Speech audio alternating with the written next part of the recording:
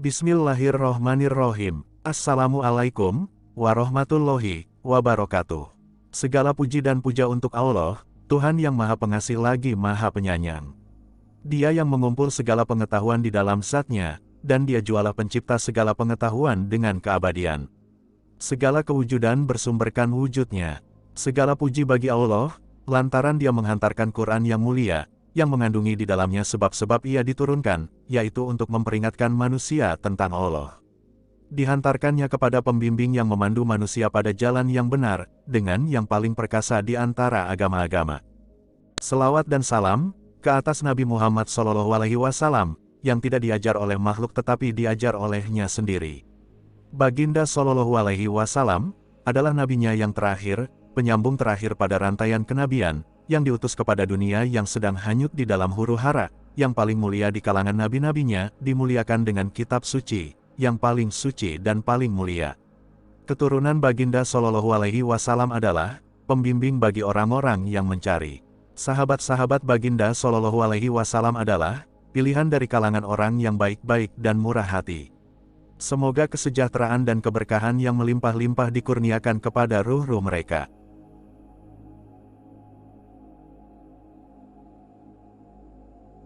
Syarat dan adab-adaban berdoa. Di dalam berdoa pun, ada syarat dan adab, juga ketentuan yang bisa membuat doa-doa kita diijabah, atau dikabulkan Allah, yaitu 1. Yakin atau percaya. Nah, apakah kita sudah benar-benar yakin atau percaya kepada Allah?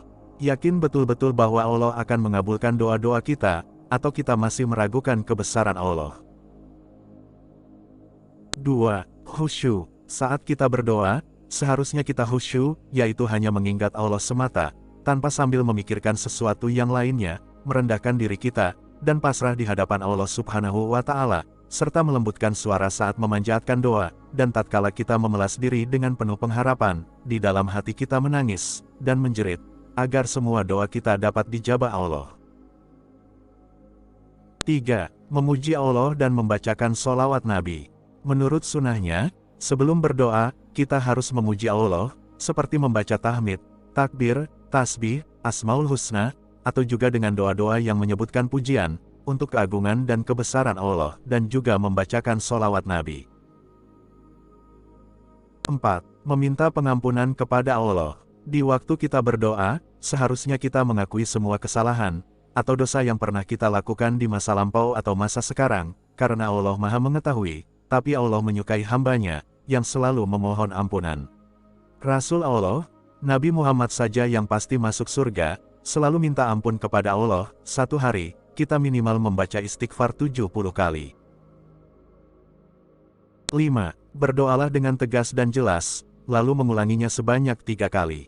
Saat kita berdoa, kita harus mengucapkannya, jangan dengan bermain-main, tetapi dengan tegas dan jelas, agar Allah paham dan mengerti keinginan kita. Disebutkan juga di dalam hadis riwayat Muslim, disebutkan bahwa sesuai dengan sunnah Rasulullah SAW, apabila berdoa Rasulullah Muhammad SAW, selalu mengulanginya selama 3 kali, maka sebaiknya, kita ikutilah sunnah Rasulullah Muhammad SAW, agar doa kita bisa diijabah Allah Subhanahu wa Ta'ala.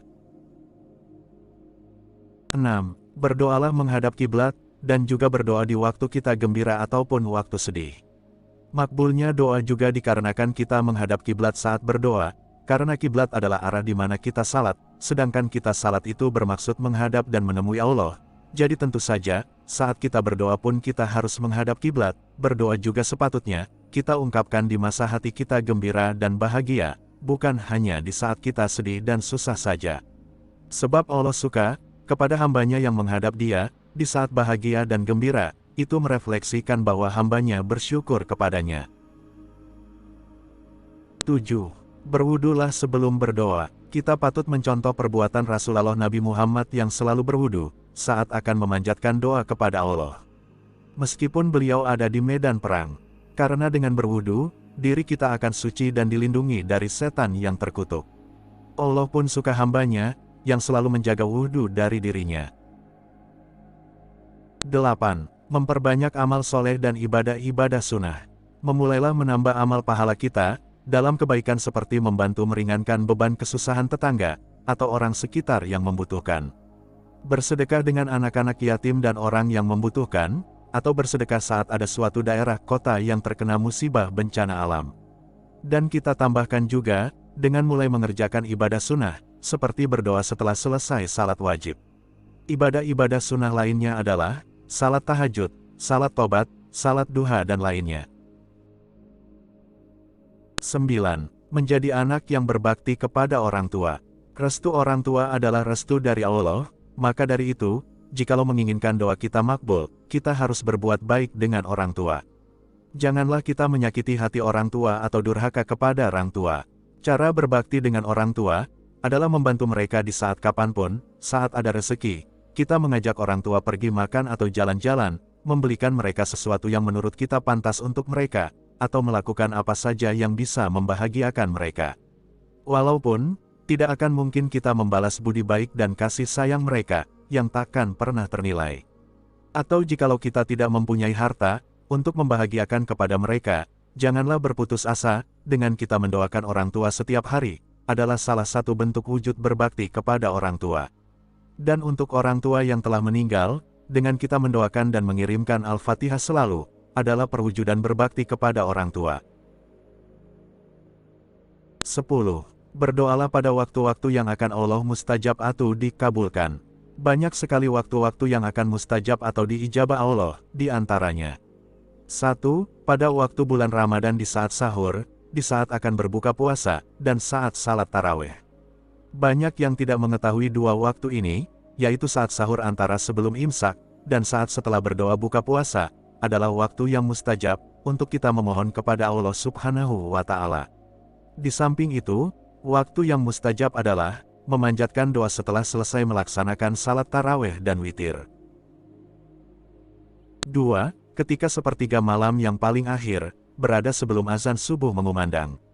Berdasarkan hadis riwayat Bukhari dan Muslim, Abu Hurairah menyampaikan bahwa Rasulullah SAW pernah bersabda, Allah Subhanahu wa Ta'ala akan turun ke langit dunia pada setiap malam, yaitu pada sepertiga malam terakhir seraya berfirman, yang artinya, siapa yang berdoa kepadaku, niscaya akan aku kabulkan, dan siapa yang meminta kepadaku, niscaya akan aku berikan, dan siapa yang memohon ampun kepadaku, niscaya akan aku ampuni.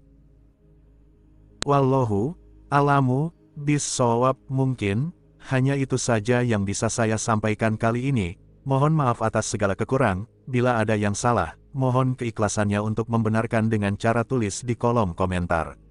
Semoga kita semua diberikan taufik untuk selalu beristighfar, bertobat atas semua dosa yang telah kita lakukan, dan bisa berhenti berbuat dosa itu. Amin, ya Rabbal Alamin. Wabillahi taufik wal hidayah. Wassalamualaikum warahmatullahi wabarakatuh.